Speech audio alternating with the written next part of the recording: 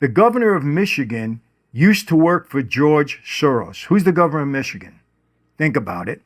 California Governor Gavin Newsom is Nancy Pelosi's nephew.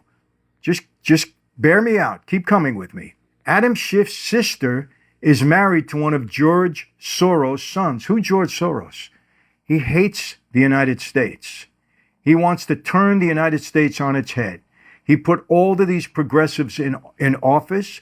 He votes strictly Democrat. He supports strictly the Democratic Party. And he hates the United States. He said it. He hates us. John Kerry, we know who he is. Forget that guy. His daughter is married to a mullah's son in Iran. His daughter is married to a mullah's son in Iran. Understand the connection that I'm making here. These are all facts. I'm not making this up. ABC News executive producer Ian Cameron is married to Susan Rice, Obama's former national security advisor. You want to see the deep state? You want to see the mafia? You want to see how this all pulls together? You want to understand why certain things have happened in this country over the past several years? Keep listening. CBS president David Rhodes is the brother of Ben Rhodes, Obama's deputy national security advisor for strategic communications. So ABC News and CBS News both have people at the high level that were connected to Obama and the Democratic Party. ABC News correspondent Claire Shipman is married to Jay Carney, who is the former Obama White House press secretary. Look at the connection. Look at the mainstream media. Look at the deep state that we're talking about. This is mafia. This is all about control. Got to give them credit. They've done it right. ABC News and Univision reporter Matthew Jaffe is married to Katie Hogan, who is Obama's former deputy press secretary. Look at the connection here. Look at how it's all coming together. ABC President Ben Sherwood is the brother of Elizabeth Sherwood, Obama's former special advisor. Who do you think's calling the shots here? You know darn well Biden wasn't calling the shots. You know darn well Kamala Harris isn't calling the shots. And you know what I heard today? Somebody said it's okay. We hate Trump so much, we don't want him to be president. And we know Kamala Harris is incompetent. And we know she's not in control. This was a Democrat saying this. But it's okay because she'll send representatives. Obama's really pulling the strings. You know, they'll fix it. If they have to go meet with Putin or they have to go meet with China or Iran, they'll send somebody in her place. They're admitting she's a puppet. And they're admitting that they know it, but they hate Trump so much, a guy that's capable, that they'll vote for her anyway. These are the people that we have. Understand, CBS, ABC, all in the pocket of the Democrats and George Soros. CNN, Vice President Virginia Mosley is married to Tom Nides, former Hillary Clinton's deputy secretary. Why are they hiring all Democrats?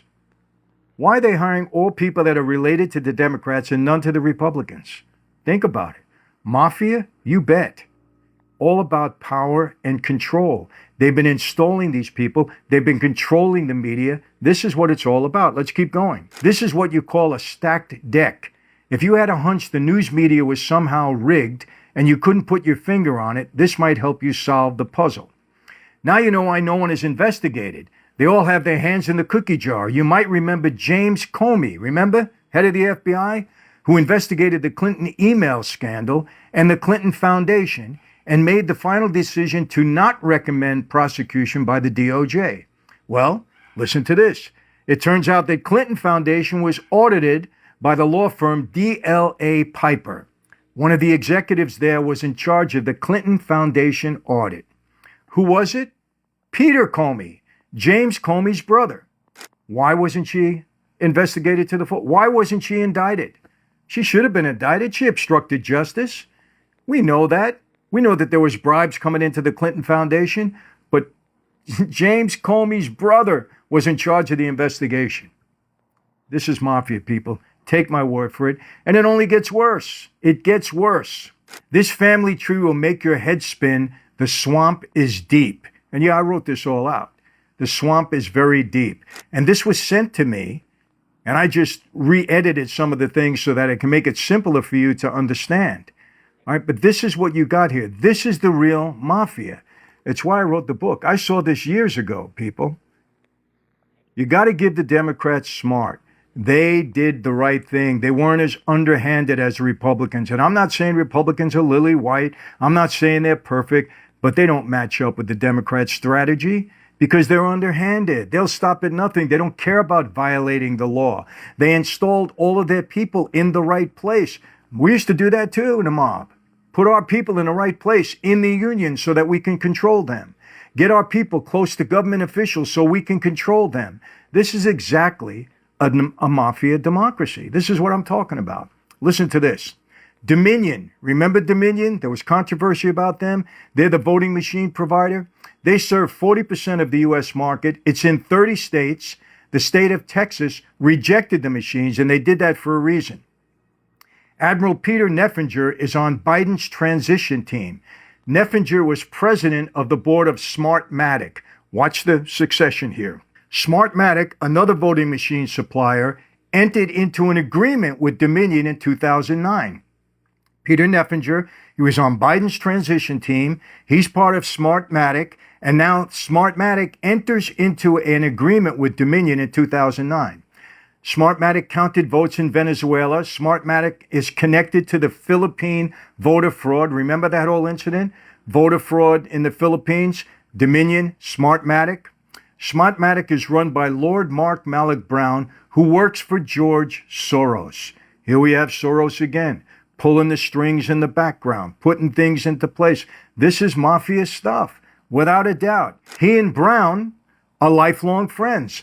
George Soros and the guy who operates Smartmatic, Mark Malloch Brown, are lifelong friends. Brown chairs the board of a number of nonprofit board foundations, including the Open Society Foundation.